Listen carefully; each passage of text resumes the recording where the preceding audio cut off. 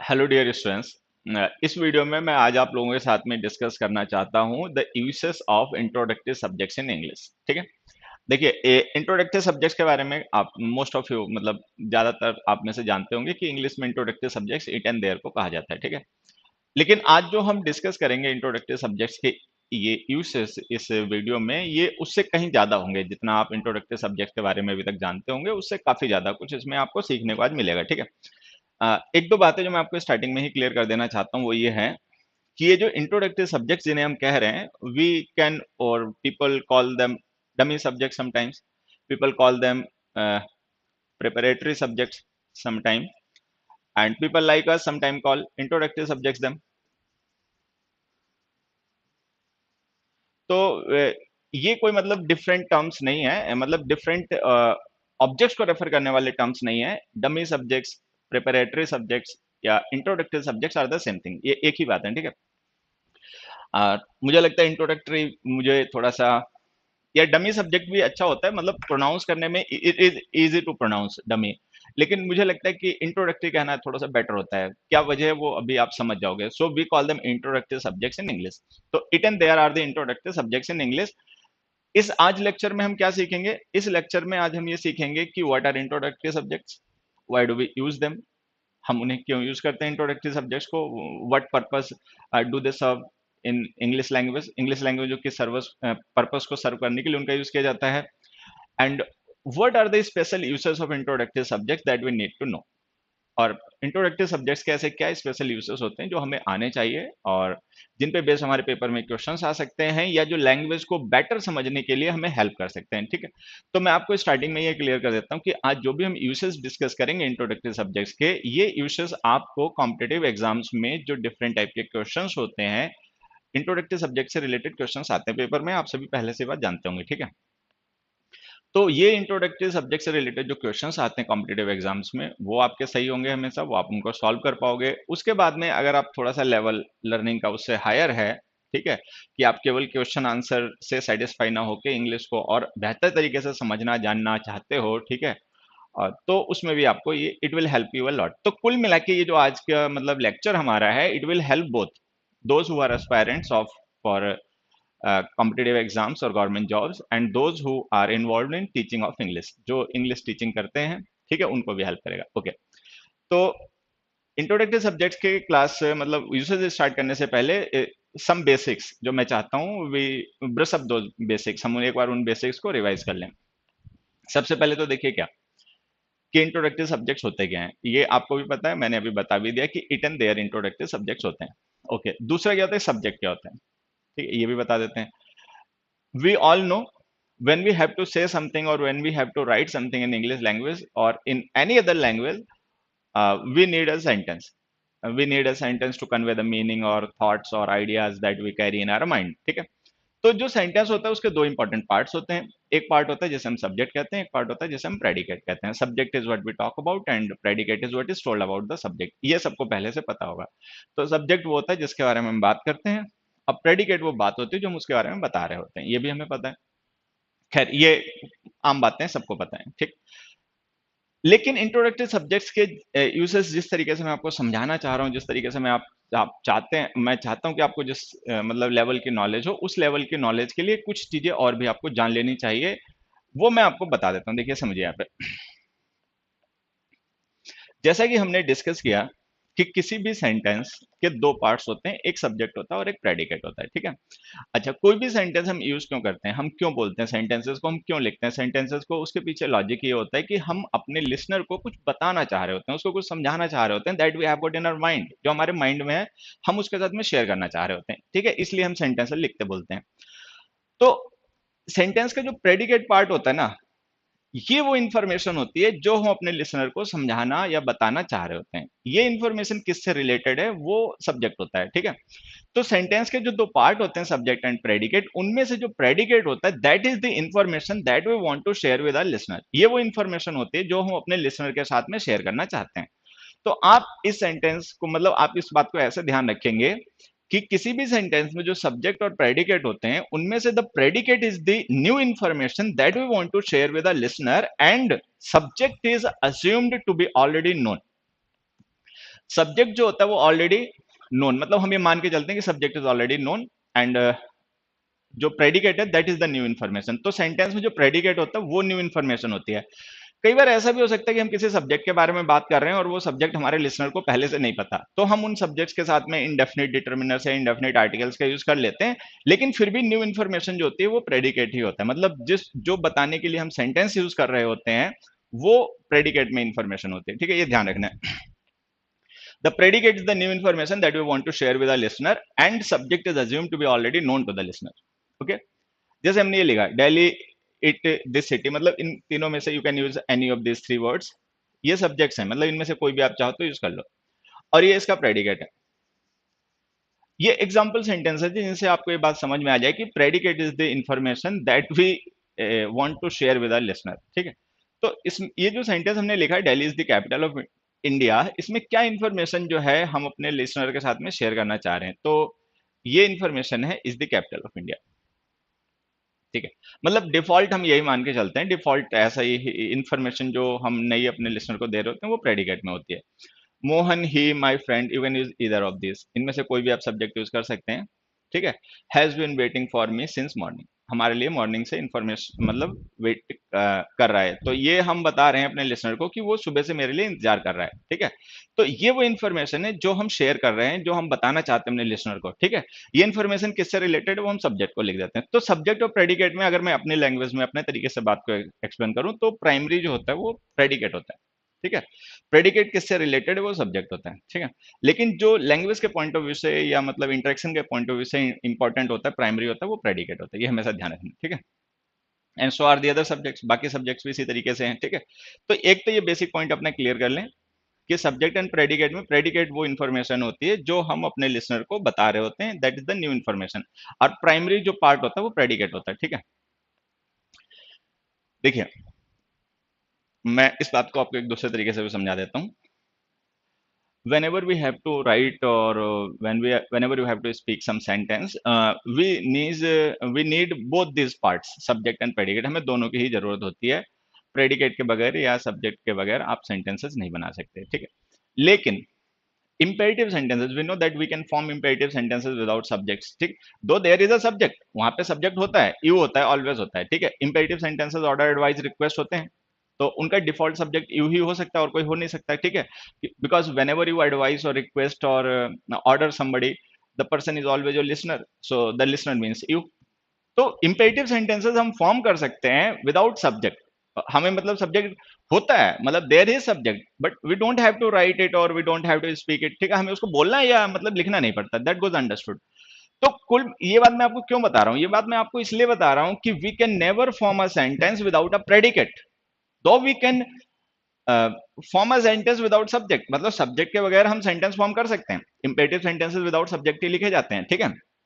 लेकिन without predicate you can form no subject, no sentence. तो इससे आपको ये ध्यान रखना है कि जो प्राइमरी पार्ट होता है वो प्रेडिकेट होता है, क्योंकि प्रेडिकेट की वजह से ही सेंटेंसेस को लिखा है, बोला जाता है। If you have got no predicate you need not say anything, अगर आपके पास प्रेडिकेट नहीं होगा तो आपको कहने की कोई जरूरत नहीं, आपको बोलने की कोई जरूरत नहीं, क्योंकि आपके पास कहने के लिए कंटेंट ही नहीं है, आपके पास लिखने के लिए कंटेंट ही नहीं है, then you don't need any sentence, तो आपको सेंटेंस की जरूरत ही नहीं है। तो predicate is the primary thing, ठीक है। प्रेडिकेट ही मतलब प्राइमरी होता है सेंटेंस में, ध्यान रखेंगे। खैर, उसके बाद में ये जो हमारे इंट्रोडक्टिव सब्जेक्ट्स होते हैं इनका यूज किया जाता है विद द वर्ब बी, इनका यूज वर्ब बी के साथ किया जाता है। बी का मतलब है is, am, are, was, were, been, being, all this, ठीक है, forms of the verb be. तो ये जो वर्ब बी है जिसके साथ हम इंट्रोडक्टिव सब्जेक्ट्स का यूज करते हैं, इसके भी बेसिक एट्रीब्यूट्स अगर आपको पहले से ना पता हो, जो मुझे पता है कि नहीं पता होंगे, तो वो भी जान लें, ठीक है। देखिए, हालांकि हम इंट्रोडक्टिव सब्जेक्ट देयर का यूज कुछ और वर्ब्स के साथ भी कर सकते हैं, ठीक है। We can use the introductory subject there with some other verbs other than be, लेकिन वो वर्ब्स जो होती हैं वो बी का ही सब्स्टिट्यूट होती हैं। आप ये ध्यान रखेंगे कि वो वर्ब्स वही फंक्शन, वही एट्रीब्यूट्स शेयर कर सकती हैं, एक्सप्रेस कर सकती हैं जो एट्रीब्यूट्स ऑफ बी होते हैं। तो प्राइमरली आप मान के चलेंगे कि देयर और इट जो हमारे इंट्रोडक्टरी सब्जेक्ट्स होते हैं उनका यूज हम वर्ब बी के साथ में करते हैं, या उन वर्ब्स के साथ में करते हैं जो बी के सब्स्टिट्यूट्स ही होती हैं। They are not different verbs, उनका कोई डिफरेंट फंक्शन है, डिफरेंट फीचर नहीं होता है, they are the attribute of the verb be, ठीक है, substitute of the verb be, ठीक है। तो बी के यूजेस में पहले आपको समझा देता हूं। देखिए, ये जो वर्ब बी होती है इसका यूज हम करते हैं to express the identity, attribute और लोकेशन ऑफ द सब्जेक्ट। देखिए, हम लोग जानते हैं कि जो वर्ब्स होती हैं उनका यूज हम डूइंग्स और हैपनिंग्स को एक्सप्रेस करने के लिए करते हैं। Suppose someone does something, then we need a verb to express that doing, or suppose something happens to someone, then we need a verb to express that happening. So verbs are the, basically verbs are the words which express doings or happenings, doings or happenings express करते हैं, उन words को हम verbs कहते हैं, ठीक है। But this verb be does not express any doing or any happening, ये किसी doing या happening को express नहीं करती है, ये verb express करती है identity, attribute और location of the subject को, ठीक है। तो ये सब्जेक्ट के थ्रू हुए किसी डूइंग को या सब्जेक्ट के साथ हुए किसी हैपनिंग को एक्सप्रेस नहीं करती है। It simply expresses the identity, it simply expresses the attribute, it simply expresses the location of its subject, ठीक है। अब यहाँ पे एक बात और ध्यान रखेंगे, the verb B is a linking verb, वो आप लोगों को पता होगा, और इसके बाद में लिखे गए वर्ड्स कॉम्प्लीमेंट्स होते हैं, वो सब्जेक्ट का डिस्क्रिप्शन होते हैं, ठीक। देखिए, हमने यहाँ पे लिखा कमल इज अ पुलिसमैन, ओके। तो ये जो पुलिसमैन है ना, ये एक नाउन है, और ये नाउन क्या है, ये कमल को डिस्क्राइब कर रहा है, तो ये कमल की आइडेंटिटी है, ठीक है। तो ये जो वर्ब हमने यहाँ पे इज यूज की है ना, ये इज वर्ब कमल के थ्रू ही किसी डूइंग को या कमल के साथ हुई किसी हैपनिंग को एक्सप्रेस नहीं कर रही है, ये वर्ब कमल की आइडेंटिटी को एक्सप्रेस कर रही है। तो ये जो पुलिसमैन हमने यूज किया है, that is the identity of Kamal, तो ये वर्ब के थ्रू एक्सप्रेस किया जा रहा है आइडेंटिटी को, and the verb is be, is जो होती है बी की फॉर्म होती है। यहां पर हमने लिखा you are intelligent, now intelligent is a quality, it is not identity, intelligent is a quality, hence we call it an attribute। Attribute का मतलब आप फीचर मान सकते हैं, एट्रीब्यूट का मतलब आप फीचर मान लेंगे, एट्रीब्यूट का मतलब क्वालिटी, ठीक है। तो ये जो इंटेलिजेंट एडजेक्टिव है, ये यू की क्वालिटी को, उसके फीचर को, एट्रीब्यूट को डिस्क्राइब कर रहा है। तो यहाँ पे हम बी वर्ब की मदद से यू सब्जेक्ट के एट्रीब्यूट को डिस्क्राइब कर रहे हैं। फिर हमने लिखा पॉल्यूशन इज एवरीवेयर, सब जगह है पॉल्यूशन, घर में भी है, बाहर भी है, शहर में भी है, गांव में भी है, ठीक है। तो ये जो एवरीवेयर हमने यूज किया है, ये एडवर्ब ऑफ प्लेस है, everyone must know adverb of place है, ठीक है। तो ये क्या शो कर रहा है, ये शो कर रहा है location of the subject pollution, कि वेयर इज पॉल्यूशन, पॉल्यूशन कहाँ है, सब जगह है, ठीक है। तो हम जब अपने सब्जेक्ट की लोकेशन को, सब्जेक्ट के एट्रीब्यूट्स को, सब्जेक्ट की आइडेंटिटीज को डिस्क्राइब करना चाहते हैं रादर देन द डूइंग और happenings, we need the verb be, तो हम वहां पे वर्ब बी का यूज करते हैं, ये ध्यान रखना। हालांकि अब मैं एक छोटा सा आपको पॉइंट बता देता हूं, उस पॉइंट का इंट्रोडक्टिव सब्जेक्ट्स को लेने देना नहीं है, लेकिन मुझे लगता है जब ये पॉइंट हम यहाँ पे डिस्कस कर रहे हैं, तो वो आपके लिए एक बोनस हो जाएगा, जो अब मैं आपको बता रहा हूँ, आप उसको ऐसे भी समझ सकते हैं कि जब हम वर्ब बी के बाद में कोई एडजेक्टिव यूज करके सब्जेक्ट के एट्रीब्यूट्स को डिस्क्राइब करते हैं, तो इन्हीं सेंटेंसेस को लिखने का एक तरीका और भी हो सकता है कि हम वर्ब हैव यूज कर लें, मतलब हैव यूज कर लो या हैव की अदर फॉर्म्स यूज कर लो, depending on the tense and the number of the subject. तो हमने लिख दिया यू हैव, बट उस कंडीशन में जब हम वर्ब हैव यूज कर लेंगे, तो वो जो एडजेक्टिव है, हमें उसकी नाउन फॉर्म यूज करनी पड़ेगी। इंटेलिजेंट की नाउन फॉर्म होती है इंटेलिजेंस, तो हम इसको ऐसे भी लिख सकते हैं, यू आर, ठीक है। इंटेलिजेंट को लिख सकते हैं यू हैव इंटेलिजेंस। ऐसा हम क्यों लिख लेते हैं, समझ लेना। एक्चुअली हम ऐसा इसलिए लिख देते हैं क्योंकि जो इंटेलिजेंट है ना, that is the description of state, ठीक है। तो ये स्टेट डिस्क्राइब कर रहा है, डिस्क्रिप्शन है, तो ये एडजेक्टिव है। अच्छा, the name of that state is intelligence, तो नेम ऑफ दैट स्टेट जो है वो इंटेलिजेंस है, तो इसीलिए हम उस एडजेक्टिव को नाउन से रिप्लेस कर सकते हैं। बट उस वैसा करते समय हमें इस वर्ब आर को रिप्लेस करके उसकी जगह हैव लिखना पड़ता है। हैव जो होती है वर्ब मेंटल पोजीशन और मतलब physical experiences, mental physical experiences और पोजीशंस के लिए यूज होती है, तो इसीलिए हैव लिख देते हैं। एक छोटी सी बात और समझ लें, अगर ये सेंटेंस ऐसे लिखा होता यू आर नॉट इंटेलिजेंट, तो हम इसको कैसे लिख सकते थे, तो हम इसे लिख सकते थे यू डोंट हैव इंटेलिजेंस, ठीक है। या हम इसको सिंपली लिख सकते हैं you lack intelligence, lack, you lack intelligence, कि तुम में इंटेलिजेंस नहीं है। खैर, ये बोनस था जो आपको ध्यान रखना है। वापस आते हैं वहीं पर। तो हमने यहाँ पे वर्ब जो बी है उसके यूज समझे कि वर्ब बी का यूज हम तब करते हैं जब हमें सब्जेक्ट की आइडेंटिटी को, सब्जेक्ट के एट्रीब्यूट को या सब्जेक्ट की लोकेशन और पोजीशन को डिस्क्राइब करना होता है, ठीक है। चलिए, ये बातें ध्यान रखेंगे। दूसरा क्या ध्यान रखेंगे, the verb B cantt B use without a complement. Verb B का यूज हम विदाउट कॉम्प्लीमेंट नहीं कर सकते हैं। वजह क्या होती है आप समझ रहे होंगे, क्योंकि वर्ब बी का यूज हम करते ही इसलिए हैं क्योंकि हमें सब्जेक्ट के एट्रीब्यूट्स, उसकी आइडेंटिटी, उसकी लोकेशन डिस्क्राइब करनी होती है। तो वो जो लोकेशन, एट्रीब्यूट और आइडेंटिटी होते हैं वो इसके कॉम्प्लीमेंट्स होते हैं। अगर आप कॉम्प्लीमेंट्स नहीं यूज कर रहे हैं तो आप सब्जेक्ट को लेकर क्या डिस्क्राइब कर रहे हैं, तो फिर आपको वर्ब यूज नहीं करनी पड़ेगी, क्योंकि अगर आप बी वर्ब यूज कर रहे हैं तो ऑब्वियस सी बात है आप सब्जेक्ट की आइडेंटिटी को, उसके एट्रीब्यूट को या उसकी लोकेशन को डिस्क्राइब करना चाहते होंगे। लेकिन अगर आप आइडेंटिटी को, लोकेशन को, एट्रीब्यूट को डिस्क्राइब ही नहीं करना चाहते हैं, आपके पास में आइडेंटिटी, एट्रीब्यूट या लोकेशन है ही नहीं, तो आप वर्ब बी क्यों यूज करेंगे? ठीक है, तो ये छोटी सी बात आपको ध्यान रखनी है। The verb be can not be used without complements. Without complements के हम उसे यूज नहीं कर सकते। जैसे एग्जांपल से समझें, हमने लिख दिया हिज फ्रेंड्स वर, हमने लिख दिया सम मिस्टेक्स आर, कि कुछ मिस्टेक्स हैं, उसके दोस्त थे। बट ये हम हिंदी में बोल दें वो अलग बात है, ठीक है। जैसे मेरी मदर टंग हिंदी है, अगर आपकी, मुझे लग रहा है ज्यादातर हिंदी ही होगी, लेकिन फिर भी अगर आपकी मान लो कोई अदर मदर टंग हो तो आप उसको उस तरीके से देख लेना, ठीक है। तो अगर हम लिख रहे हैं his friends were, then it could be correct while translating, translate करते समय ये हो सकता है सही लगे हमें, but actually it is not, ये सही है नहीं, क्योंकि जो वर्ब है ना ये लिंकिंग वर्ब है और इसको हम बिना कॉम्प्लीमेंट के यूज नहीं कर सकते, और इसको भी बिना कॉम्प्लीमेंट के यूज नहीं कर सकते। अब हम इन सेंटेंसेस को कैसे सही करें? तो सही करने का तरीका दो है, ठीक है। मतलब तरीके तीन है। एक तरीका तो ये कि आप इनको ऐसे ही छोड़ दो और इनको गलत मार्क कर दो कि दीज आर इनकरेक्ट सेंटेंस, ठीक है, इनकरेक्ट इनको रहने दो। दूसरा तरीका ये कि नहीं, आप इनको करेक्ट कर दो, आप इनको अभी इनकरेक्ट हैं, आप इनको करेक्ट कर लो। करेक्ट करने के लिए आपके पास दो ऑप्शंस हैं। क्या दो ऑप्शंस हैं? एक ऑप्शन है कि आप कोई एक लॉजिकल कॉम्प्लीमेंट यूज कर दो। जैसे हमने लिखा हिज फ्रेंड्स वर, कुछ भी लिख दो, his friends were absent, his friends were intelligent, कुछ भी लिख दो। Some mistakes are conspicuous, some mistakes are silly, कुछ भी लिख दो। या फिर दूसरा ऑप्शन है कि इंट्रोडक्टिव सब्जेक्ट यूज कर लो, it was his friends, there are some mistakes.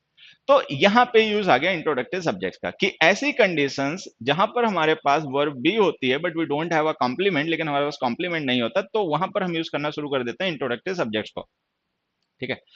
अच्छा, अब एक इंट्रोडक्टिव सब्जेक्ट हो गया इट, एक इंट्रोडक्टिव सब्जेक्ट हो गया देयर। इसमें सीक्वेंस में हम पहले देयर यूज करेंगे, क्योंकि देयर जो होता है वो कंपेटिबली इजी होता है, उसके यूजेस लेस कॉम्प्लिकेटेड होते हैं। इट के यूजेस थोड़े से एडवांस्ड होते हैं, थोड़े से कॉम्प्लिकेटेड होते हैं, कॉम्प्लेक्स होते हैं। देयर के यूजेस उतने ज्यादा एडवांस्ड या उतने ज्यादा कॉम्प्लिकेटेड नहीं होते हैं, मतलब सिंपली होते हैं, फ्यूअर होते हैं, नंबर में कम होते हैं देयर के यूजेस, और थोड़ा सा कम कॉम्प्लिकेटेड होते हैं, ठीक है, इजिली समझे जा सकते हैं। तो हम स्टार्टिंग करते हैं सबसे पहले देयर से। मतलब हमें ये समझना पड़ेगा कि इट और देयर की कंपेरेटिव स्टडी क्या है, मतलब it versus there. When we use introductory subject it and there, then where lies the difference? How do we decide that we have to use it or we have to use there? जैसे यहाँ पे हमने लिखा his friends were, तो that is an incorrect sentence, तो हमने उसको सही किया, तो हमने introductory subject it use किया, it was his friends।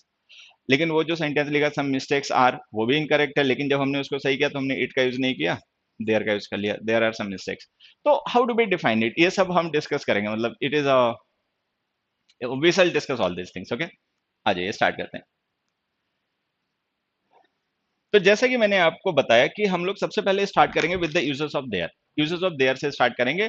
Logic ये है कि देयर के यूजेस हमारे लिए ज्यादा फेमिलियर होते हैं, हम उनको ऑलरेडी पहले से यूज कर रहे होते हैं, और लेस कॉम्प्लिकेटेड होते हैं और कम होते हैं, मतलब उतने ज्यादा नहीं होते जितने इट के होते हैं। तो सबसे पहले मैं देयर के यूजेस आपको समझा देता हूँ। देखिए, सबसे पहले आप समझें देयर को हम यूज क्यों करते हैं एज एन इंट्रोडक्टिव सब्जेक्ट।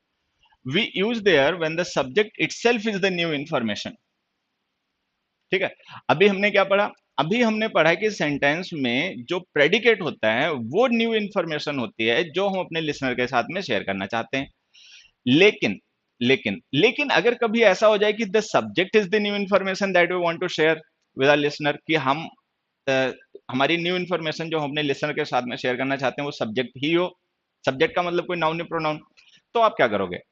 तो आप देयर इंट्रोडक्टिव सब्जेक्ट यूज करोगे। मैं आपको एक प्रैक्टिकल एग्जांपल से समझाता हूँ, इसको ऐसे समझें। देखिए, सपोज हमने लिखा, सपोज हमने लिखा अ man is, a man is ready, ठीक है। अब हमने ये सेंटेंस लिख दिया मैन इज रेडी, तो इसमें हम जो डिस्क्राइब कर रहे हैं ना वो मैन नहीं है, हम डिस्क्राइब कर रहे हैं कि उसकी स्टेट की वो रेडी है, कि वो मैन रेडी है।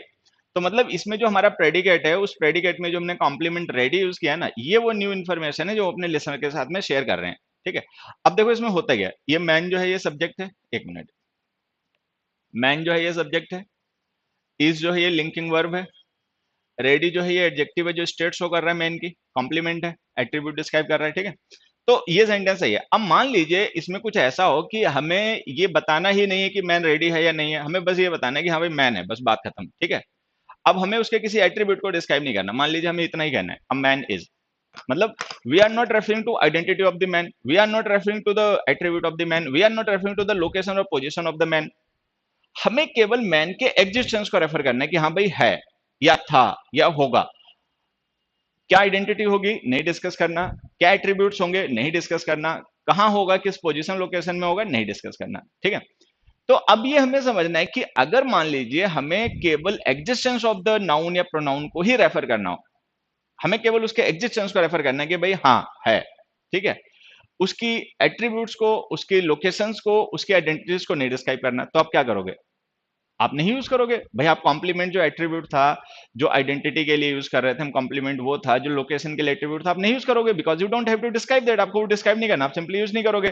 तो हम उस सेंटेंस को यहीं पे कंप्लीट कर देंगे, अ man is and it goes wrong. ये गलत हो गया, दो वजह से गलत हो गया, मैं आपको बताता हूं।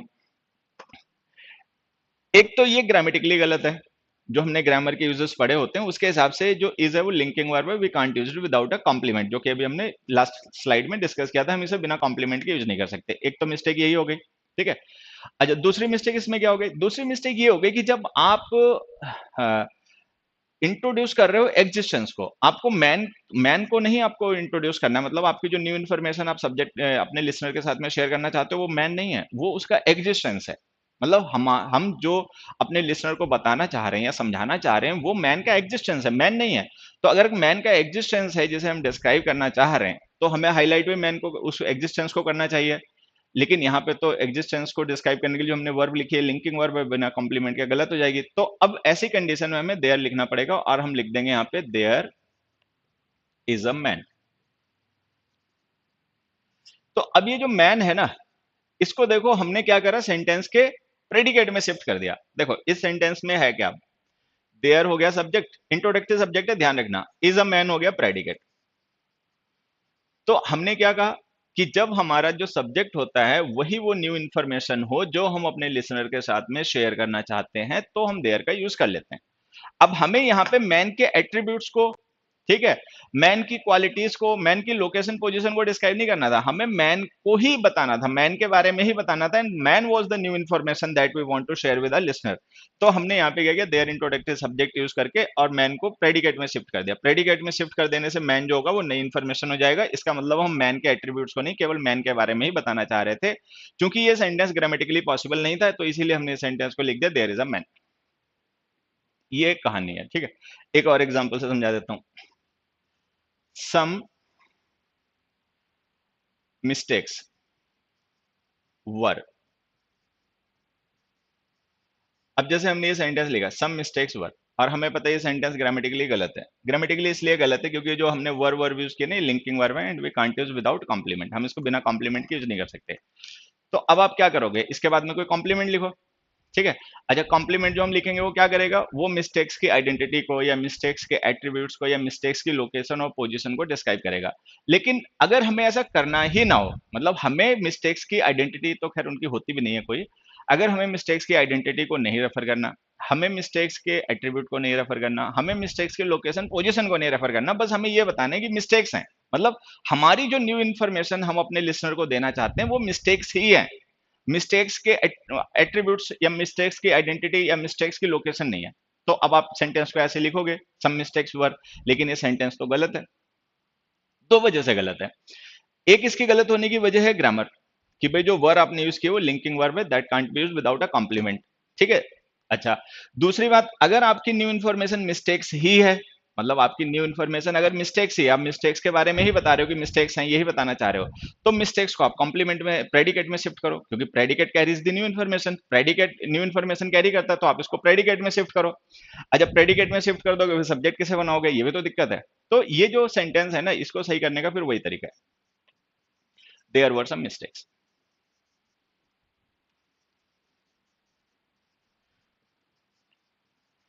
अच्छा, देयर वर सम मिस्टेक्स लिख देने से देखिए क्या होगा, देयर वर सम मिस्टेक्स लिख देने से ये होगा कि देयर को हम इंट्रोडक्टिव सब्जेक्ट यूज कर लेंगे, as an introductive subject sentence का बना देंगे, वर सम मिस्टेक्स प्रेडिकेट बना देंगे। ठीक है, तो जैसा कि हमें पता है कि predicate is the new information that we want to share with the listener, तो हमने मिस्टेक्स को प्रेडिकेट पार्ट में शिफ्ट कर दिया। ये लो, सही हो गया। तो जब हम अपने सब्जेक्ट के बारे में ही बताना होता है, जब सब्जेक्ट ही हमारी न्यू इन्फॉर्मेशन होता है, तो सब्जेक्ट को हमें शिफ्ट करना पड़ता है प्रेडिकेट में, क्योंकि predicate carries the new information. ठीक है, तो जब हम सब्जेक्ट को प्रेडिकेट में शिफ्ट कर देते हैं, तो वहां पे सब्जेक्ट की जगह पर इंट्रोडक्टिव सब्जेक्ट देयर आ जाता है। तो ये मैंने इतनी देर में आपको समझाया why do we use there. ठीक है, कि what purpose does there serve in English language. तो ये ध्यान रखना है, देयर का यूज हम करते हैं तब किसी सेंटेंस में जब हमारी न्यू इन्फॉर्मेशन जो है वो सब्जेक्ट ही खुद हो, तो हमें सब्जेक्ट को शिफ्ट करना पड़ता है प्रेडिकेट में। ठीक है, तो सब्जेक्ट को रियल सब्जेक्ट को शिफ्ट करने के लिए प्रेडिकेट में हम उसकी जगह पे इंट्रोडक्टिव सब्जेक्ट देयर लिख देते हैं। ठीक है, तो आप इसको ऐसे समझ सकते हैं कि देयर का यूज बेसिकली हम तब करते हैं जब हमें सब्जेक्ट के एग्जिस्टेंस को रेफर करना हो, ना कि उसकी आइडेंटिटी, एट्रीब्यूट या फिर उसकी लोकेशन पोजीशन को। ठीक है, अब यहाँ पे देखो कुछ एग्जांपल्स हैं, आप इनकी मदद से बातें समझें। जैसे हमने लिखा some boys are in the park and there are some boys in the park, both the sentences are correct. ये दोनों ही सेंटेंसेस करेक्ट हैं, इनमें कोई मिस्टेक्स नहीं है। ठीक है, बट हमें ये समझना है कि what difference do they convey, कि इनमें क्या कोई डिफरेंस भी है कि एक ही बात है, some boys are in the park, there are some boys in the park, ये समझना। अब देखिए, मान लीजिए कि एक ग्रुप ऑफ बॉयज है। ठीक है, और इसमें से कुछ बॉयज ऐसे हैं, मतलब a part of this boys is in the park, इनमें से कुछ पार्क में है और बाकी कहीं और होंगे। ठीक, तो अगर हमें ये बात बतानी है तो हमें इसको ऐसे लिखना पड़ेगा, some boys are in the park. क्यों?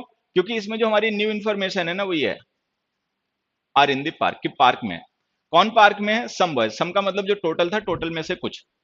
तो यहाँ पे जो न्यू इन्फॉर्मेशन है ना, वो है लोकेशन ऑफ द बॉयज, कि boys are in the park. तो हम जो बताना चाह रहे हैं अपने लिसनर को वो ये कि are in the park, park में है, तो that is the new information. लेकिन अगर मान लो हमें बॉयज के बारे में बताना हो, ठीक है, हमें नहीं पहले से पता कि हमारे पास कितने बॉयज हैं कितने नहीं है, मतलब हमारे पास कोई पहले से इंफॉर्मेशन नहीं है, the subject is not known to us, subject हमें पहले से नहीं पता है, बस हम बताना चाह रहे हैं पार्क में बॉयज हैं। ठीक है, कौन से बॉयज हैं, कैसे बॉयज हैं, उनके बारे में हमें पहले से नहीं पता, तो वो बॉयज हमारी न्यू इन्फॉर्मेशन हो गए जो हम अपने लिसनर को शेयर करना चाहते हैं। अब हमें जरूरत पड़ेगी देयर की, तो हम ऐसे लिखेंगे, there are some boys in the park. तो जब हम there are some boys in the park लिखेंगे ना, तो न्यू इन्फॉर्मेशन ये होगी। अच्छा, जब हम लिखेंगे some boys in are in the park, तो न्यू इन्फॉर्मेशन ये होगी। अच्छा, जब ये न्यू इन्फॉर्मेशन होगी आर इन द पार्क, तो इस कंडीशन में जो सम बॉयज है ना, ये डेफिनेट भी हो सकते हैं, कि हमें पहले से पता हो कि हमारे जो टोटल बॉयज हैं उनका एक पार्ट जो है वो बॉयज पार्क में है, बाकी एक पार्ट कहीं और होगा। ठीक है, लेकिन जब हम ऐसे लिखेंगे there are some boys in the park, तो हमेशा मान के चलना है कि जो सम बॉयज है ना, ये इंडेफिनिट है, क्योंकि ये न्यू इन्फॉर्मेशन है, तो इनके बारे में लिसनर को पहले से नहीं पता होगा। ठीक, फिर हमने लिखा मैन इज वेटिंग आउटसाइड, एक मैन बाहर इंतजार कर रहा है। तो जो न्यू इन्फॉर्मेशन हम कन्वे कर रहे हैं ना, वो ये है कि इज वेटिंग आउटसाइड, बाहर इंतजार कर रहा है, मतलब we are stressing this information कि वो इंतजार कर रहा है। ठीक है, गाना नहीं गा रहा है, मतलब मूवी नहीं देख रहा है और डांस नहीं कर रहा है, वेट कर रहा है, तो ये न्यू इन्फॉर्मेशन है। लेकिन अगर मान लो हम इसको नहीं और इस मैन को ही स्ट्रेस करना चाहें कि बाहर एक आदमी है, ठीक है, तो उस कंडीशन में हमें देयर यूज करना पड़ेगा, there is a man waiting outside. तो ध्यान ये रखना है कि when we want to stress the subject itself, जब हमें सब्जेक्ट को ही स्ट्रेस करना होता है और सब्जेक्ट ही हमारी न्यू इन्फॉर्मेशन होती है जो हम अपने लिसनर के साथ में डिस्कस या शेयर करना चाहते हैं, तो हमें वहां पे इंट्रोडक्टिव सब्जेक्ट यूज करना पड़ता है देयर। ठीक है, so a man is waiting outside भी सही है, there is a man waiting outside भी सही है, बट इनके स्ट्रेसेस डिफरेंट हैं। यहाँ पे जो न्यू इन्फॉर्मेशन है वो ये है, यहाँ पर जो न्यू इन्फॉर्मेशन है वो ये है। ठीक है, उसी तरीके से जैसे हमने लिखा nobody is interested in this scheme, तो यहाँ पे जो हम स्ट्रेस या हाईलाइट या न्यू इन्फॉर्मेशन जो अपने लिसनर को बताना चाहते हैं वो ये है कि इज इंटरेस्टेड इन स्कीम, ये स्कीम में इंटरेस्टेड नहीं है कोई भी। ठीक है, तो अगर हम ये बताना चाहते हैं कि इंटरेस्टेड नहीं है, तो हम सेंटेंस को ऐसे लिखेंगे। लेकिन अगर हम इस बात को स्ट्रेस करना चाहते हैं कि कोई भी नहीं, ठीक है, तो हम इसको ऐसे लिखेंगे, there is nobody interested in this scheme. तो ये न्यू इन्फॉर्मेशन है जो हम अपने लिसनर को बताना चाहते हैं, उसको समझाना चाहते हैं कि कहानी ये है। अगर ये नहीं, हम इस बात को स्ट्रेस करना चाहते हैं, तो हम ऐसे लिख देंगे। तो कुछ कॉन्टेक्स्ट में आप देखोगे कि हम एक ही सेंटेंस को देयर के साथ भी लिख सकते हैं, देयर के बगैर भी लिख सकते हैं। तो वहां पे ध्यान रखना, वहां पे हमेशा डिफरेंस जो होता है ना, वो इस बात का हो जाता है कि which is the new information that you want to share with your listener. The new information is the subject और the new information is the predicate. ठीक है, तो अगर सब्जेक्ट है तो सब्जेक्ट को फिर प्रेडिकेट में शिफ्ट करना पड़ जाता है। अब जैसे हमने लिखा no man is perfect and there is no person perfect, इसमें भी यही डिफरेंस है। यहाँ पे हम इस बात को स्ट्रेस करना चाह रहे हैं कि परफेक्ट नहीं होता, इसमें हम इस बात को स्ट्रेस करना चाह रहे हैं कि कोई भी नहीं होता परफेक्ट। फिर something is missing today and there is something missing today, ये आप अपने आप समझ लेना, इसमें भी वही है। मान लीजिए हम खाना खा रहे हैं और हमें लगा कि उस समय मतलब सम डिश इज मिसिंग, कोई चीज मिसिंग है, मान लीजिए सैलेड नहीं है या लेमन नहीं है, ठीक है, या फिर कर्ड नहीं है, मतलब कोई भी चीज आप, या पिकल नहीं है, अचार नहीं है उस दिन, कोई भी चीज है जो मिसिंग है। तो अगर हम ये बताना चाह रहे हैं कि समथिंग इज नॉट देयर, कि कोई चीज वहां पे है नहीं, मतलब स्टेट उसकी लोकेशन बताना चाहते हैं, तो हम लिखेंगे ऐसे समथिंग इज मिसिंग, ठीक है। लेकिन अगर हम उस थिंग को ही हाईलाइट करना चाहते हैं जो मिसिंग है, तो फिर हम लिखेंगे ऐसे there is something missing today. तो मतलब समझ रहे हैं ना आप, देयर इंट्रोडक्टिव सब्जेक्ट हम तब यूज करते हैं जब हम स्ट्रेस कर रहे हो सब्जेक्ट को ही, तो हमें सब्जेक्ट को प्रेडिकेट में शिफ्ट करना पड़ता है, ठीक है। या जब हमारी नई इंफॉर्मेशन सब्जेक्ट ही हो तो भी हमें उसको प्रेडिकेट में ही शिफ्ट करना पड़ता है। खैर, ये थे बेसिक्स। अब मैं इनके यूजेस आपको समझाता हूँ। देखिए, देयर के कुछ यूजेस, ये जो देयर हम नाउन यूज करते हैं ना, जब भी हम इसको as a dummy subject, as an introductive subject use करते हैं, तो इसके साथ में जो नाउन्स होते हैं, ठीक है, जिनको हम वर्ब के बाद में लिखते हैं, वो इंडेफिनिट या जनरल होते हैं। तो उनके साथ में हम डेफिनेट आर्टिकल्स या डेफिनेट डिटर्मिनर्स का यूज नहीं कर सकते, एक बात ये ध्यान रखनी है। Nouns used with the dummy subject there take indefinite or no articles or indefinite determiners or are indefinite pronouns। जब हम देयर को इंट्रोडक्टिव सब्जेक्ट बना के किसी सेंटेंस में यूज करते हैं, तो वर्ब के बाद में लिखे गए जो नाउन्स होते हैं, उनकी अपनी आइडेंटिटी इंडेफिनिट या जनरल की होती है, वो स्पेसिफिक या डेफिनिट नहीं हो सकते। सिंपल लॉजिक है, आपको पता है कि जब हमें अपने सब्जेक्ट के बारे में, मतलब जब subject is the new information, जब हमारा सब्जेक्ट न्यू इन्फॉर्मेशन होता है, तो ही हम देयर का यूज करते हैं। तो अगर हमारा सब्जेक्ट न्यू इन्फॉर्मेशन है, तो ऑब्वियस ही बात है कि वो पहले से डिफाइंड या स्पेसिफिक तो होगा नहीं हमारे लिसनर को।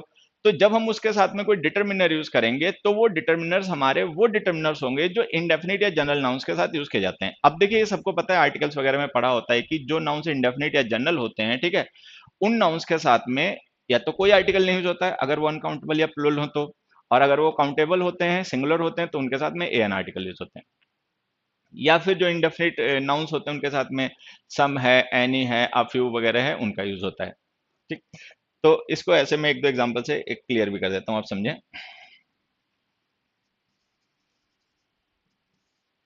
There is a car across the road, जैसे हमने लिखा, या हमने लिखा there are some cars across the road.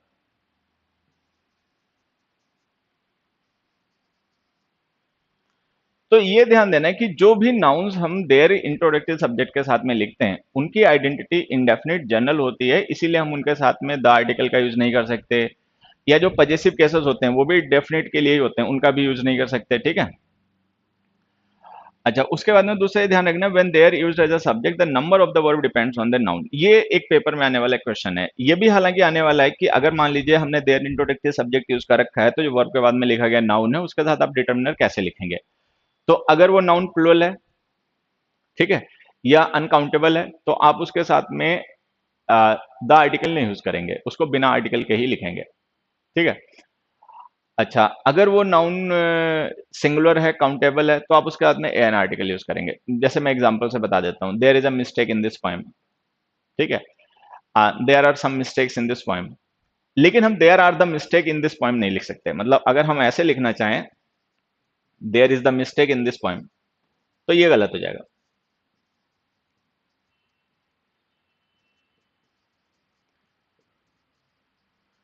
क्योंकि अगर हम देयर इंट्रोडक्टिव सब्जेक्ट यूज कर रहे हैं, तो इसका मतलब जो हमने वर्ब के बाद में नाउन या प्रोनाउन लिखा है ना, वो हमारी न्यू इन्फॉर्मेशन है जो हम अपने लिसनर के साथ में शेयर करना चाहते हैं, जो उसे पहले से नहीं पता होगी। अगर उसे पहले से पता ही नहीं होगी, तो वो डेफिनेट नहीं हो सकती, डेफिनेट नहीं हो सकती, तो उसके साथ में द आर्टिकल नहीं आ सकता। तो ये द गलत है, ए लिख दो, there is a mistake in this point. तो एक तो ये ध्यान रखना है हमेशा, ठीक है। दूसरा क्या ध्यान रखना है कि जब हम देयर का यूज कर लेते हैं एज एन इंट्रोडक्टिव सब्जेक्ट, तो एक्चुअल में जो वर्ब हम यूज करते हैं, वो देयर के अकॉर्डिंग नहीं यूज करते हैं, वो हम यूज करते हैं उस नाउन के अकॉर्डिंग जो वर्ब के बाद में लिखा होता है। जैसे मैं एग्जाम्पल से समझा देता हूँ, there was a number of mistakes in it,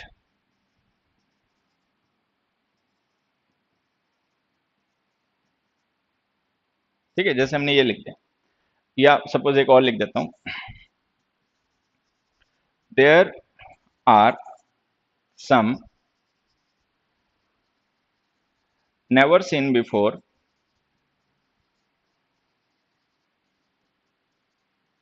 excitement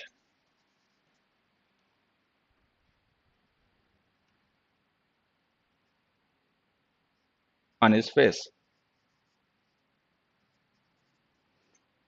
अब जैसे हमने ये दो एग्जांपल्स लिखे, इन्हें समझें।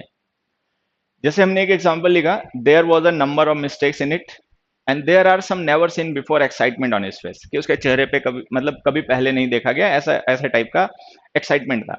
तो यहाँ पे ध्यान क्या रखना है, ये जो हमने वर्ब आर लिखी है और ये जो वर्ब वॉज लिखी है, ये वर्ब हम देयर के अकॉर्डिंग नहीं लिख रहे हैं, क्योंकि देयर इंट्रोडक्टिव सब्जेक्ट है। रियल सब्जेक्ट हमें पता है कि वही है जो हमने प्रेडिकेट में शिफ्ट कर दिया, क्योंकि वो हमारी न्यू इन्फॉर्मेशन थी, इसीलिए हमने उसको प्रेडिकेट में शिफ्ट कर दिया। अदरवाइज सब्जेक्ट हमारा वही है, ठीक है। तो ये जो अ नंबर ऑफ मिस्टेक्स है ना, इसके अकॉर्डिंग वर्ब लिखनी पड़ेगी, तो प्लूरल आ जाएगी वर, ठीक है। और some never seen before excitement, excitement के अकॉर्डिंग वर्ब लिखनी पड़ेगी, तो आ जाएगी इज। तो ये दो पॉइंट्स आप ध्यान रखेंगे कि देयर का जब हम यूज करते हैं एज एन इंट्रोडक्टिव सब्जेक्ट, तो वर्ब के बाद में लिखे गए नाउंस के साथ में आप डेफिनेट आर्टिकल ना यूज करें, ठीक है, डेफिनेट डिटर्मिनर्स ना यूज करें। और जब हम देयर का यूज करते हैं एज एन इंट्रोडक्टिव सब्जेक्ट, तो जो वर्ब के बाद में लिखा गया नाउन होता है, उस नाउन के अकॉर्डिंग ही वर्ब का यूज करें, क्योंकि रियल सब्जेक्ट वही होता है। स्ट्रेस करने के लिए या वो न्यू इन्फॉर्मेशन होती है, इस वजह से हमने उसको प्रेडिकेट में शिफ्ट कर दिया होता है, ठीक है। सेकेंड यूज देखें, when we use there as a subject in a sentence, there is also used in the question tag। ये इंपॉर्टेंट है कि जब हम देयर को किसी सेंटेंस में यूज करते हैं और अगर उस स्टेटमेंट के लिए हमें क्वेश्चन टैग यूज करना पड़ेगा, तो क्वेश्चन टैग में भी सब्जेक्ट फिर देयर ही यूज होगा, ठीक है। जैसे देखिए, there are there are 29 states in India. अब सपोज हमने ये लिख दिया, there are 29 states in India, और इसका क्वेश्चन टैग लिख दिया आरंट दे, आरंट दे, ठीक है। दे हमने स्टेट्स के अकॉर्डिंग लिख दिया, ठीक है। तो 29 स्टेट्स जो नाउन है वो प्लूरल है, तो उसके अकॉर्डिंग अगर आप लिखोगे तो देयर ही दे ही लिखना पड़ेगा। लेकिन ध्यान देना, ये जो सेंटेंस जिसके लिए आप ये प्रेडिकेट वो क्वेश्चन टैग यूज कर रहे हो, उसका सब्जेक्ट देयर है, और are 29 states in India predicate है। तो सब्जेक्ट जब देयर को यूज कर रखा है, तो अगर उसके लिए क्वेश्चन टैग यूज करोगे तो उसमें भी देयर ही यूज करना, aren't there. So there are 29 states in India, aren't there. तो अगर हम देयर को एज एन इंट्रोडक्टिव सब्जेक्ट किसी सेंटेंस में यूज करें, ठीक है, तो उस सेंटेंस के लिए अगर हमें क्वेश्चन टैग यूज करना पड़ेगा, तो उस क्वेश्चन टैग में भी सब्जेक्ट देयर को ही यूज करना, ना कि उस नाउन या प्रोनाउन को जो वर्ब के बाद लिखा होता है, ठीक है। सेकंड में आ जाते हैं, there can also be use with some other verbs of state and result such as live, live, appear, exist, follow, remain. अब देखिए, ये जो कुछ वर्ब्स मैंने यहाँ पे मेंशन किए ना, जैसे लिव है, लाई है, अपीयर है, एग्जिस्ट है, फॉलो है, रिमेन है, ठीक है, ये जो वर्ब्स होती हैं, ये भी एक तरीके से एग्जिस्टेंस को ही एक्सप्रेस करती हैं। मतलब ये भी किसी एट्रीब्यूट को या किसी लोकेशन पोजीशन को या फिर किसी आइडेंटिटी को एक्सप्रेस नहीं करती हैं, ये एग्जिस्टेंस को सिंपली एक्सप्रेस करती हैं। जैसे बी वर्ब जो होती है ना, वो एग्जिस्टेंस की वर्ब होती है, is, am, are, was verb. उसी तरीके से ये वर्ब भी एग्जिस्टेंस को रेफर करते हैं, तो इनका भी यूज मतलब देयर के साथ में किया जा सकता है। जैसे एग्जांपल से मैं समझा दूं, there followed some unfortunate events, unfortunate events. मान लीजिए किसी ने कुछ ऐसा किया कि उसके बाद में फिर खराब घटनाएं होने लग गई, जैसे हॉरर मूवीज वगैरह में नहीं होता कि किसी ने किसी को मार डाला, फिर उसके बाद में वो उसकी आत्मा बदला लेने आ गई, तो like that. So there followed some unfortunate events, कि उसके बाद में फिर कुछ अनफॉर्चुनेट अनफॉर्चुनेट इवेंट्स हुए। तो ये जो देयर देखो ना, ये इंट्रोडक्टिव सब्जेक्ट है। इसको हमने क्यों यूज किया यहाँ पर, इसलिए हमने यूज किया क्योंकि ये जो सम अनफॉर्चुनेट इवेंट्स है ना, ये हमारी न्यू इन्फॉर्मेशन है जो हम अपने लिसनर को देना चाहते हैं, ठीक है, इसलिए हमने उसको प्रेडिकेट में शिफ्ट कर दिया। बाकियों के साथ में यूज कर सकते हैं, there remains something to discuss, unsolve, ठीक है। तो जैसे मान लीजिए समथिंग है, अगर हमें इसे हाईलाइट करना है तो हम इसको प्रेडिकेट में शिफ्ट कर देंगे। तो कुल मिला के ये है कि हम देयर इंट्रोडक्टिव सब्जेक्ट का यूज बी के अलावा कुछ और ऐसी वर्ब्स के साथ में कर सकते हैं जो स्टेट्स को या रिजल्ट्स को एक्सप्रेस करती हैं, ठीक है। ये वर्ब्स जैसे लिव हैं, there lived a man in that country, उस शहर में एक आदमी रहा करता था, तो we are referring to the man, ठीक है। तो मैन को रेफर कर रहे हैं तो हम मैन को सब्जेक्ट नहीं बना सकते, उसको प्रेडिकेट में ले जाना पड़ेगा। प्रेडिकेट में ले जाओगे मैन को तो उसके लिए फिर इंट्रोडक्टिव सब्जेक्ट देयर लिखना पड़ेगा, ठीक है। तो देयर का यूज हम कुछ और वर्ब्स के साथ में भी कर सकते हैं जो यहाँ पे मैंने मेंशन कर रखे हैं। इसके बाद में देखें, अभी जो देयर के अभी तक के हमने यूजर डिस्कस किया ना एज एन इंट्रोडक्टिव सब्जेक्ट, ये तो ठीक है, लेकिन अब एक छोटी सी बात और ध्यान रखें कि there is also an adverb of place. There adverb of place भी होता है, ठीक है। देखिए, जब देयर एडवर्ब ऑफ प्लेस होता है, जब ये एडवर्ब ऑफ प्लेस होता है, इंट्रोडक्टिव सब्जेक्ट नहीं होता है, ठीक है, तब क्या होता है, इसका मतलब होता है एट दैट पॉइंट। ये इसका मतलब होता है, और इसका यूज हम करते हैं पोजीशन लोकेशन को डिस्क्राइब करने के लिए किसी नाउन या प्रोनाउन के।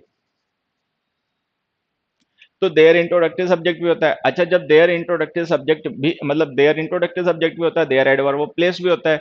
जब ये एडवर्ब ऑफ प्लेस होता है तो हम इसके साथ में डेफिनेट आइडेंटिटी के नाउन्स को भी यूज कर सकते हैं। देखो मैं समझाता हूं। सपोज हमने एक एग्जांपल लिखा, द डॉग इज देयर। जैसे हमने लिखा द डॉग इज देयर। दूसरा हमने लिखा your phone is there. Here भी चाहो तो आप लिख सकते हो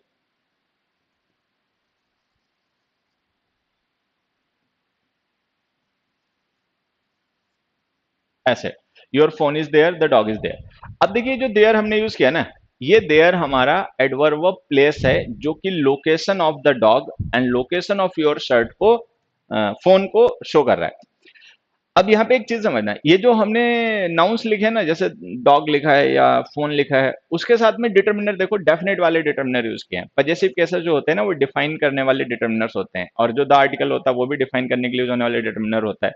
तो अब ऐसी कंडीशन में हम देयर एडवर्ब जो इंट्रोडक्टिव सब्जेक्ट होता है उसका यूज नहीं कर सकते, क्योंकि देयर इंट्रोडक्टिव सब्जेक्ट का यूज तब किया जाता है जब हमारा नाउन इंडेफिनिट स्टेट का हो, जनरल कैटेगरी का हो, ठीक है, क्योंकि वो न्यू इन्फॉर्मेशन होता है तो वो डेफिनेट नहीं हो सकता।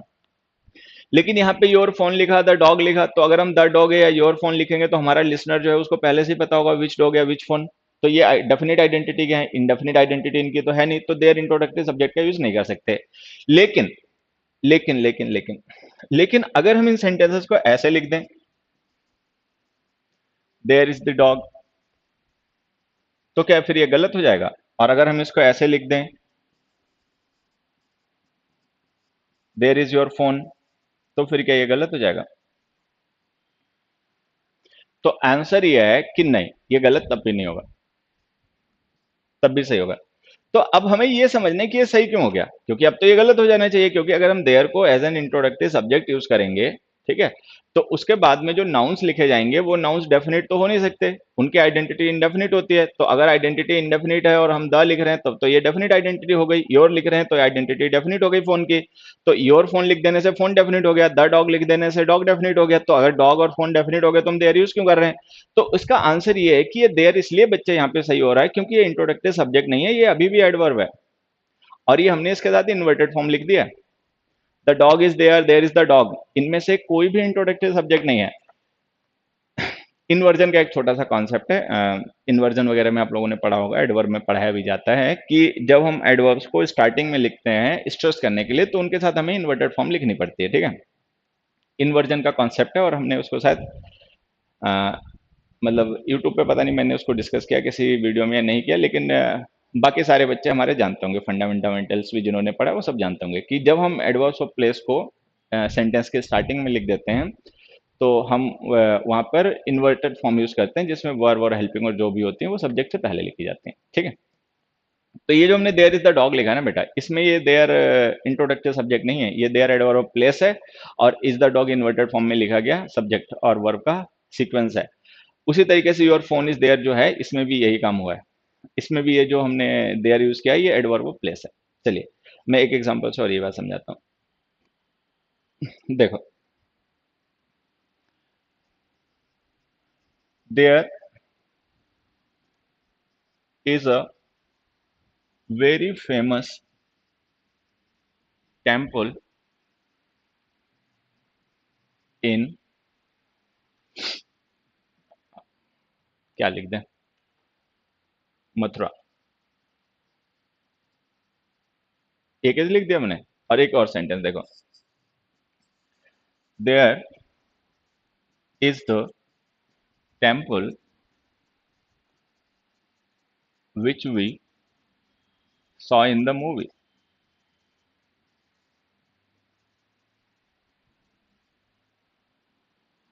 ठीक है, ये चलो दो एग्जांपल्स और लिख देता हूँ।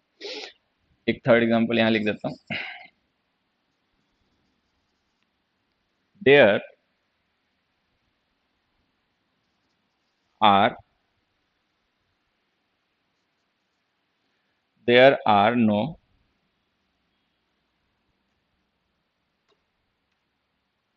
cars which can fly। और fourth example, there are your cars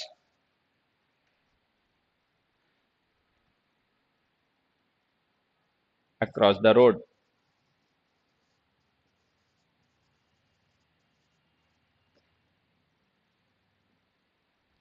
ठीक है, अब देखिए ये जो मैंने कुछ सेंटेंस लिखे इनमें ध्यान से समझना।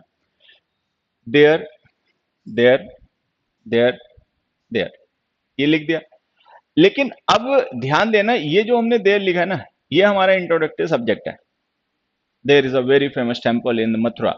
तो ये जो very famous temple in Mathura हमने लिखा ना, इसका देखो आर्टिकल ए लिख रखा है, तो इसका मतलब ये हम अभी इंडेफिनिट है हमारे लिसनर के लिए फेमस टेम्पल। ठीक है, तो हम उसको फेमस टेम्पल के बारे में जानकारी दे रहे हैं। तो अ वेरी फेमस टेम्पल जो है ना, ये न्यू इन्फॉर्मेशन है जो अपने लिसनर को शेयर करना चाहते हैं। ठीक है, तो इसको हमने प्रेडिकेट में शिफ्ट कर दिया, क्योंकि वो प्रेडिकेट में शिफ्ट कर दिया गया, तो इसीलिए इसके लिए इंट्रोडक्टिव सब्जेक्ट हमने देयर यूज कर दिया, ये रहा।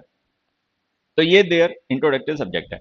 लेकिन जब हम ऐसे लिखेंगे there is the temple which we saw in the movie, ये रहा वो टेम्पल जो हमने मूवी में देखा था, तो इसका मतलब टेम्पल तो पहले से ही नोन है। ठीक है, टेम्पल तो पहले से ही नोन है हमारे लिसनर को, तभी हमने द टेम्पल लिख रखा है। तो इसका मतलब ये जो द टेम्पल है ना, यही हमारा सब्जेक्ट है। और ये जो देयर हमने यूज कर रखा है, ये एडवर्ब ऑफ प्लेस है, जिसको हमने स्टार्टिंग में लिख दिया, इसीलिए इन्वर्टेड फॉर्म लिखनी पड़ गई। तो ये ध्यान रखना कि तुम्हें कि there is also an adverb of place, and when we use it as an adverb of place we can use it with definite nouns. तो हम इसका यूज उन नाउन्स के साथ में जो डेफिनिट या स्पेसिफिक होते हैं, उनके साथ भी इसका यूज कर सकते हैं। ठीक है, नेक्स्ट देखिए, there are no cars. Cars लिखना था, कार रह गया, एक मिनट। ठीक है, अब जैसे हमने लिखा there are no cars which can fly, क्योंकि कोई ऐसे कार्स नहीं होते जो फ्लाई कर लें, तो इसका मतलब we are not referring to any location और position, we are referring to this noun. हम नो कार्स को रेफर कर रहे हैं कि मतलब ऐसी कार्स जो फ्लाई कर पाए, ऐसी कार्स होती नहीं है। तो ये हमारी न्यू इन्फॉर्मेशन है।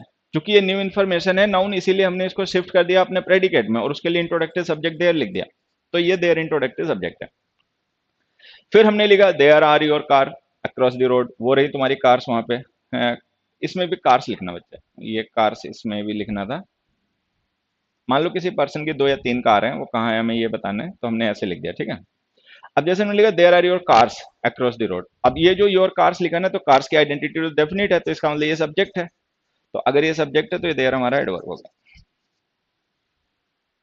और ये इसके साथ में लिखेगी इन्वर्टेड फॉर्म हो गई। तो इसको ऐसे समझना है, there are no cars which can fly, here we are referring to no cars.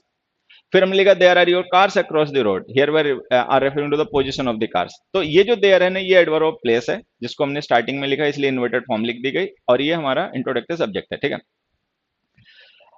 खैर, अब हमें कैसे पता चल रहा है कि ये देयर इंट्रोडक्टिव सब्जेक्ट है, ये एडवर्ब ऑफ प्लेस है, ये इंट्रोडक्टिव सब्जेक्ट है, ये एडवर्ब ऑफ प्लेस है? तो इसका एक आंसर तो है कि ये जो नाउन्स की आइडेंटिटी है, उससे पता चल जा रहा है कि नाउन डेफिनिट है या इनडेफिनिट है। अगर डेफिनिट है तो सर्टेनली देयर फिर एडवर्ब भी होगा, मतलब इंट्रोडक्टिव सब्जेक्ट नहीं हो सकता। एक और भी तरीका है इसको पता करने का। दूसरा तरीका यह है कि आप जब देयर को as an adverb of place use करते हो, तो जब हम इसको स्टार्टिंग में लिख देते हैं तो इन्वर्टेड फॉर्म लिखते हैं। Otherwise you can shift it later in the predicate part. आप इस देयर को जो एडवर्ब है प्रेडिकेट पार्ट में भी शिफ्ट कर सकते हो। जैसे ही हमने लिखा ना there is the temple which we saw in the movie, तो इसको आप ऐसे भी लिख सकते हो। आप इसको ऐसे भी लिख सकते हो, द टेम्पल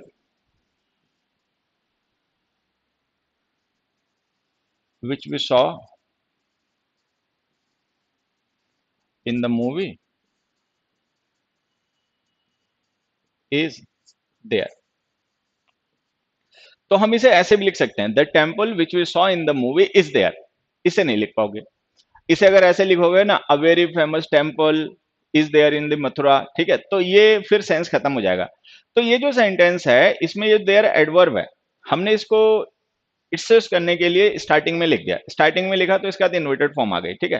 तो अगर ये देयर एडवर्ब है तो हम इस सेंटेंस को जब असर्टिव फॉर्म में लिखेंगे तो वो देयर जो है वो बाद में शिफ्ट हो जाएगा सेंटेंस के प्रेडिकेट पार्ट में यहाँ पे। तो अगर हम उस देयर को प्रेडिकेट पार्ट में शिफ्ट कर सकते हैं तो समझ जाओ कि वो देयर एडवर्ब है, लेकिन जब देयर इंट्रोडक्टिव सब्जेक्ट होता है तब उसके साथ में ऐसा नहीं किया जा सकता, ठीक है। इसी तरीके से जो हमने सेंटेंस लिखा ना, there are your cars across the road, इसको अगर हम चाहें तो ऐसे लिख सकते हैं, your cars are there across the road, ठीक है। इसको नहीं लिख पाओगे। तो ये मतलब ध्यान रखना है कि देयर जो होता है वो इंट्रोडक्टिव सब्जेक्ट भी होता है और एडवर्ब ऑफ प्लेस भी होता है। अब जैसे मैंने आपको समझा दिया कि जब देयर को हम as an introductive subject use करेंगे तो इसके बाद लिखे गए नाउन्स की आइडेंटिटी डेफिनिट होगी, मतलब सॉरी इंडेफिनिट या जनरल होगी। तो हम उनके साथ में पजेसिव केसेस या हम उनके साथ में डेफिनेट आर्टिकल का यूज नहीं कर सकते हैं। लेकिन इन केस अगर देयर एडवर्ब ऑफ प्लेस के तरीके से हम यूज करेंगे तो इसके बाद लिखे गए जो नाउन्स होते हैं उनकी आइडेंटिटी डेफिनिट भी हो सकती है और हम उनके साथ में द आर्टिकल का और पजेसिव केसेस का यूज कर सकते हैं। ये छोटी सी बात ध्यान रखना। उसके बाद में एक पॉइंट है, मैं ये एग्जांपल्स मिटाऊंगा नहीं, यहीं पे ऐसे लिख देता हूँ, ये प्रोनाउंसिएशन से वैसे बेसिकली रिलेटेड है, but you know that pronunciation is not my forte, मैं उसमें डील नहीं करता कि प्रोनाउंसिएशन जो है वो उसमें मैं डील नहीं करता, मैं करता ही नहीं, ठीक है। हाँ, तो लेकिन चूंकि एक पॉइंट होता है इन देयर के डिफरेंस से बेस्ड इनसे रिलेटेड, तो इसीलिए मैंने कहा आपको समझा देता हूँ। देखिए, ये जो देयर हमारा डमी सब्जेक्ट होता है ना, इंट्रोडक्टिव सब्जेक्ट जिसे हम कहते हैं, इसका प्रोनाउंसिएशन होता है सॉफ्ट, ठीक है। और ये जो देयर हमारा एडवर्ब प्लेस होता है इसका प्रोनाउंसिएशन होता है स्ट्रांग। ये इनका मतलब प्रोनाउंसिएशन का डिफरेंस होता है, तो इसको भी आप चाहो तो अपना ध्यान रख सकते हो, बोलते समय आपको हेल्प करेगा। कैसे? ये जो देयर हमने इंट्रोडक्टिव सब्जेक्ट बना के लिखा है इसे हम कहेंगे there. There is a famous temple, there is a famous temple, ठीक है। तो अच्छा, देयर देयर का मतलब सॉफ्ट प्रोनाउंसिएशन है। अच्छा, ये जो एडवर्ब प्लेस है इसे हम कहेंगे there. There is the temple, ये है देयर और ये है देयर, ठीक है। ये मतलब ध्यान रखना। जैसे हमने लिखा देयर आर नो कार्स, तो इसको हम पढ़ेंगे there, there are no cars, soft pronunciation है। और ये जो एडवर्ब ऑफ प्लेस है इसको हम पढ़ेंगे there, there are your cars, तो ये है देयर और ये है देयर। मतलब ये छोटी सी बात है ना, ध्यान रखना, ठीक है। अब उसके बाद में देयर से रिलेटेड एक और पॉइंट, कि अब ये तो खैर हम जानेंगे कि देयर को इंट्रोडक्टिव सब्जेक्ट के तरीके से जब हम यूज करते हैं और एज एन एडवर्ब प्लेस के तरीके से यूज करते हैं तो उनमें कुछ डिफरेंसेस होते हैं, वो डिफरेंसेस अभी हमने डिस्कस कर लिया। अब एक छोटी सी बात ये समझ लें कि जब हम पार्टिसिपल्स का यूज करते हैं, ठीक है, किसी नाउन के लिए, और वो एडवर्ब प्लेस होता है देयर या डमी सब्जेक्ट होता है, तो उनकी पोजीशन चेंज हो जाती है। जैसे कि एक हमने एग्जांपल लिखा,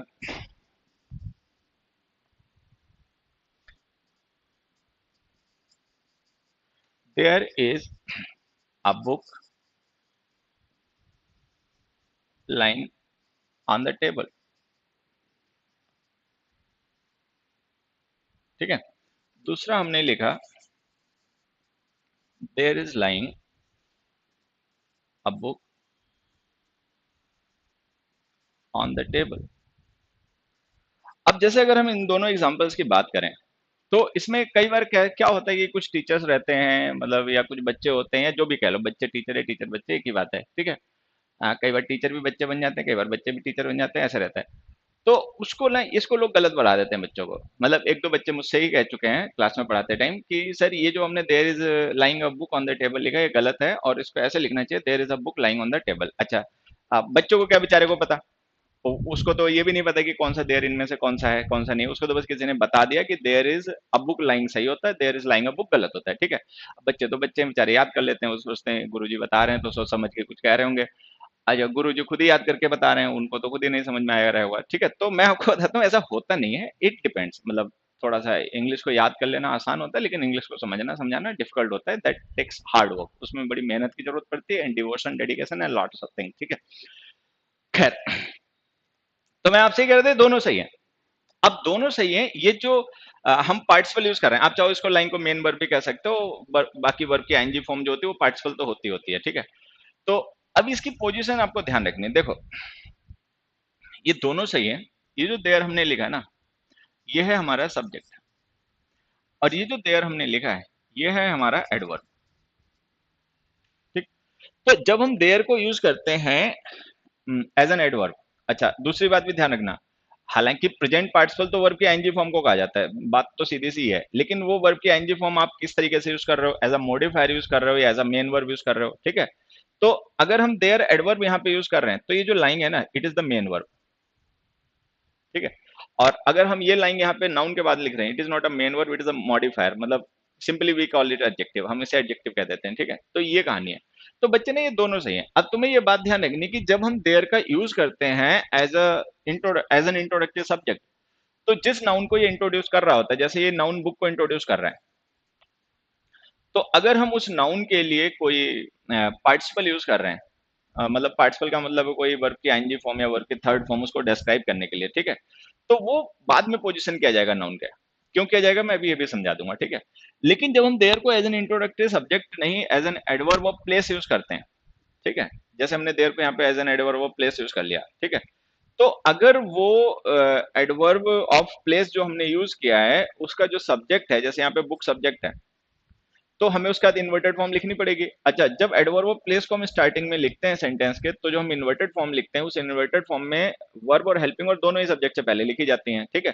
तो ये इज हो गई हेल्पिंग वर्ब, लाइंग हो गई मेन वर्ब कॉन्टिन्यूअस टेंस की, और ये दोनों ही सब्जेक्ट से पहले आ जाएंगी।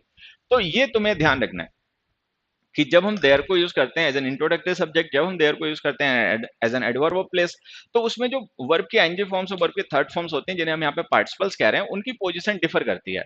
अगर हम देयर को यूज कर रहे हैं एज एन इंट्रोडक्टरी सब्जेक्ट तो पार्टिसिपल्स नाउन के बाद पोजीशन किए जाएंगे, लेकिन अगर हम देयर को यूज कर रहे हैं as an adverb of place, ठीक है, तो अगर वो मेन वर्ब वर्ब की जो थर्ड फॉर्म है वो पैसिव की मेन वर्ब हो, या वर्ब की आईएनजी फॉर्म जो है वो कॉन्टिन्यूअस टेंस की मेन वर्ब हो, तो आप उसको सब्जेक्ट से पहले लिखोगे, बाद में मत लिख देना, क्योंकि जब हम एडवर्ब ऑफ प्लेस के साथ में इन्वर्जन लिखते हैं तो उस इन्वर्जन में वर्ब और हेल्पिंग और दोनों ही सब्जेक्ट से पहले लिखी जाती हैं। तो ये दोनों ही सही है, वो देयर इंट्रोडक्टरी सब्जेक्ट है और ये देयर हमारा एडवर्ब ऑफ प्लेस है। अच्छा, ऐसे कैसे पॉसिबल हुआ मैं आपको समझाता हूँ, देखो, या एक एग्जाम्पल, एक काम और करता हूँ, एक एग्जाम्पल और लिख देता हूँ, फिर समझना, फिर जल्दी अपने आप ही समझ में आ जाएगा। मैं एक थर्ड एग्जाम्पल भी यहाँ पे लिख देता हूँ। There is the book lying on the table, ठीक है। दूसरा मैंने लिख दिया there is lying the book on the table, ठीक है, ऐसे। अब यहां पे ध्यान से समझना कहानी क्या है। यहां तो हमने लिखा आ बुक, तो मतलब बुक की आइडेंटिटी इंडेफिनिट है। तो अगर बुक नाउन की आइडेंटिटी, देखिए जब हम देयर इंट्रोडक्टिव सब्जेक्ट यूज करते हैं तब तो वहां पे नाउन की आइडेंटिटी हमेशा ही इंडेफिनिट होती है, ठीक है। लेकिन अगर हम देयर को as an adverb of place use कर रहे हैं तो जिस नाउन का यूज किया जाएगा उस सेंटेंस में, उस नाउन की आइडेंटिटी डेफिनेट इंडेफिनिट कुछ भी हो सकती है। तो इसका मतलब ये है कि इंडेफिनिट आइडेंटिटी के जो नाउन्स हैं उनका तो यूज हम देयर एडवर्ब ऑफ प्लेस के साथ भी कर लेते हैं इन्वर्टेड फॉर्म में, और इंट्रोडक्टिव सब्जेक्ट के लिए भी कर लेते हैं, ठीक है। लेकिन जो डेफिनेट आइडेंटिटी के नाउन्स होते हैं उनका यूज केवल एडवर्ब ऑफ प्लेस जो होता है देयर, उसी के साथ किया जा सकता है। जो देयर इंट्रोडक्टिव सब्जेक्ट होता है उसके साथ नहीं किया जा सकता। क्यों नहीं किया जा सकता वो हम डिस्कस कर चुके, क्योंकि इंट्रोडक्टिव सब्जेक्ट देयर जब हम यूज कर रहे होते हैं तो नाउन हमारी न्यू इन्फॉर्मेशन होता है, तो वो डेफिनेट आइडेंटिटी या स्पेसिफिक आइडेंटिटी का हो नहीं सकता। तो अब जब हम लिखेंगे ना there is the book lying on the table and there is lying the book on the table, तो ये वाला स्ट्रक्चर हमारा गलत हो जाएगा, ये वाला। क्योंकि इस स्ट्रक्चर में अगर हम लाइन को वर्ब के बाद नाउन के बाद लिख रहे हैं तो इसका मतलब ये जो नाउन है, ठीक है, और देयर जो हमने यूज किया है वो देयर इस नाउन को रिप्रेजेंट करने के लिए लिखा गया और वो इंट्रोडक्टिव सब्जेक्ट है, ठीक है। लेकिन अगर वो देयर इंट्रोडक्टिव सब्जेक्ट है तो जिस नाउन के लिए उसका यूज किया गया वो नाउन डेफिनेट आइडेंटिटी का कैसे हो गया, तो गलत हो गया, ठीक है। और जबकि ये वाला सही हो जाएगा। ये क्यों से हो जाएगा, there is the book, there is lying the book on the table, तो ये इसलिए से हो जाएगा क्योंकि जो देयर द बुक हमने लिखा ना ये हमारा सब्जेक्ट है, ठीक है। और ये जो इस लाइन लिखी है ये कॉन्टिन्यूअस टेंस की मेन वर्ब है, और ये जो देयर है ये हमारा एडवर्ब ऑफ प्लेस है, और इसके साथ हमने इन्वर्टेड फॉर्म यूज कर दिया, there is lying the book, ये पढ़ी यहाँ पर बुक, ठीक है। मान लो कोई पर्सन कोई बुक ढूंढ रहा है, ठीक है, उसको ढूंढने से नहीं मिल रही, हमने देखा बुक कहीं पड़ी हुई है, तो हम उसको कह देंगे there is lying the book, ये पड़ी बुक, ठीक है। तो वो जो देयर जो है एडवर्ब है, लेकिन इस देयर को हम एडवर्ब मान नहीं सकते। इसको हम एडवर्ब क्यों नहीं मान सकते? क्योंकि इसके साथ में जो हम नाउन लिख रहे हैं वो डेफिनेट आइडेंटिटी का है, सॉरी, इसको इंट्रोडक्टिव सब्जेक्ट हमें मानना पड़ रहा है। इसको हम एडवर्ब इसलिए नहीं मान रहे क्योंकि अगर ये एडवर्ब होता, ठीक है, तो जो लाइंग है ना, इसको हम as a main word treat करते हैं और इसको हम द बुक से पहले लिखते हैं, ठीक है। क्योंकि जब हम देयर को या किसी भी दूसरे एडवर्ब ऑफ प्लेस को यूज करते हैं सेंटेंस के स्टार्टिंग में, तो उसके साथ जो इन्वर्टेड फॉर्म लिखी जाती है, उस इन्वर्टेड फॉर्म में वर्ब और हेल्पिंग और दोनों सब्जेक्ट से पहले आते हैं, ठीक है। तो ये लाइन हमें पहले लिखना पड़ता है, तो हम इसको एडवर्ब मान नहीं सकते। अच्छा, अगर हम इसको इंट्रोडक्टिव सब्जेक्ट मान लेंगे तो ये नाउन की आइडेंटिटी गलत हो गई, क्योंकि जब देयर इंट्रोडक्टिव सब्जेक्ट होता है तो जिस नाउन को रिप्रेजेंट करता है उसकी आइडेंटिटी इंडेफिनिट होती है, तो ये डेफिनिट आइडेंटिटी का है, तो देयर को हम यहाँ पर एडवर्ब भी नहीं मान, वो इंट्रोडक्टिव सब्जेक्ट भी नहीं मान सकते, तो ये गलत हो गया। तो ये तुम्हें ध्यान रखना है कि जब हम देयर को एज एन इंट्रोडक्टिव सब्जेक्ट, ठीक है, या जब हम देयर को एज एन एडवर्ब यूज करते हैं, तो उसके साथ में जो वर्ब की आईएनजी फॉर्म और थर्ड फॉर्म्स होती हैं उनकी पोजीशन वेरी करती है, ठीक है। अगर हम किसी नाउन के साथ में मेन वर्ब की आईएनजी फॉर्म या मेन वर्ब के थर्ड फॉर्म में, मतलब पैसिव वॉइस में यूज कर रहे हैं, ठीक है, और देयर वहां पे एडवर्ब ऑफ प्लेस है, तो वो मेन वर्ब्स नाउन से पहले लिखी जाएंगी, ठीक है। अगर देयर वहां पे नहीं है, मतलब adverb of place introductive subject है, तो वो जो वर्ब की आईएनजी फॉर्म्स और थर्ड फॉर्म्स है वो नाउन के बाद लिखी जाएंगी। क्यों? अब वो देखो मैं समझा देता हूँ, देखो समझना। जैसे ये जो हमने सेंटेंस लिखे थे दो, अगर मैं इनको फिर से लिखूं क्योंकि ये तो मिट गए, तो जैसे हमने लिखा there is a book lying on the table, ऐसे हमने लिखा।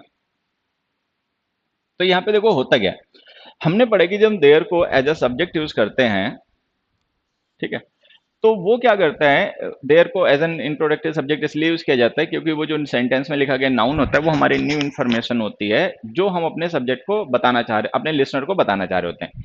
तो अगर हम यहाँ पे देयर को as an introductive subject use कर रहे हैं, तो इसका मतलब ये जो नाउन हमने यूज किया ना, ये हमारी वो इन्फॉर्मेशन है जो हम अपने सब्जेक्ट को देना चाह रहे हैं, ठीक है। देयर इज अ बुक, की एक बुक है, ठीक। तो ये जो अ बुक हमने लिखा है, ठीक है, यही वो इन्फॉर्मेशन है न्यू जो हम अपने सब्जेक्ट को देना चाह रहे हैं, इसके एग्जिस्टेंस को हम बताना चाह रहे हैं, देयर इज अ बुक, की एक बुक है। अब मान लो वो जो बुक है जो इंडेफिनिट आइडेंटिटी की है जिसके बारे में हम बात कर रहे हैं, वो कौन से टाइप की, अगर हमें उसके साथ में मॉडिफायर भी लिखना हो भाई, ठीक है, तो हम उसको ऐसे लिख देंगे लाइंग ऑन द टेबल। ये जो एक्चुअल में लाइंग ऑन द टेबल लिखा है ना, ये एक रिड्यूस्ड रिलेटिव क्लॉज है, ये एक रिड्यूस्ड रिलेटिव क्लॉज है। मैं जो कह रहा हूं उसको आप ऐसे समझ पाएंगे, which is lying on the table, ऐसे लिख सकते हैं, which is lying on the table, ऐसे लिख सकते हैं। तो ये जो है ना, ये सेकेंडरी इंफॉर्मेशन है, प्राइमरी इंफॉर्मेशन ये बुक है। तो इसीलिए जो पार्टिसिपल्स होते हैं ना, वो हम बाद में शिफ्ट कर देते हैं, जब हम देयर को as an introductive subject use करते हैं किसी नाउन को इंट्रोड्यूस करने के लिए जिसकी आइडेंटिटी इंडेफिनिट हो। इन केस अगर उस नाउन के साथ में कोई पार्टिसिपल वगैरह हमने यूज किया उसको मॉडिफाई करने के लिए, तो वो पोस्ट पोजीशन किया जाएगा, उसके बाद में लिखा जाएगा, पहले नहीं लिखा जाएगा, ये ध्यान रखना है, ठीक। एक एग्जांपल से और बता देते हैं, क्योंकि हमें नाउन को ही स्ट्रेस करना होता है, वही हमारी न्यू इन्फॉर्मेशन होती है, तो अगर उसके कोई मॉडिफायर्स वगैरह हैं तो उनको बाद में लिख देते हैं। जैसे मैंने एक सेंटेंस लिखा, सम, नहीं नहीं नहीं नहीं, देयर के साथ लिखना है, there were some innocent people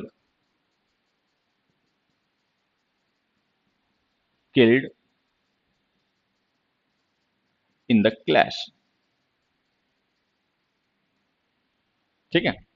या दूसरा हमने लिखा, there were killed some innocent people, innocent people in the clash.